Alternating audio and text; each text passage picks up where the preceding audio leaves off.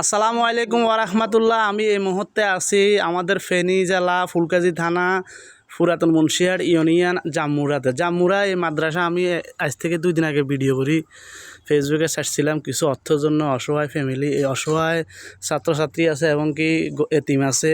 তো মাশাআল্লাহ আমাদের চন্দনবিয়া মাটিও মানুষের সংগঠনের আমরা যারা আছি সবাই একটু পরিদর্শনে আসলাম।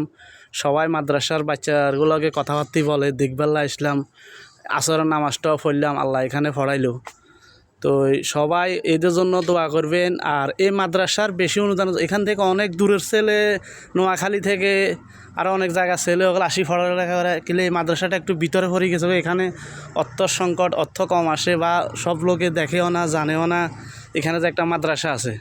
তো আপনাদের কাছে অনুরোধ, এই মাদ্রাসার জন্য একটু সাহায্য সহযোগিতা করবেন। আর মাদ্রাসার আমাদের চন্দনবিয়া মাটিও মানুষের পক্ষ থেকে ইনশাল্লাহ আমরা আগামীতে 2-4 দিনের ভিতর আমরা কিছু একটা আশা করি ইনশাল্লাহ আমাদের কর্তৃপক্ষ দিব। এটা যে মাদ্রাসা দেখাই, আচ্ছা দেখ অসুবিধা নেই।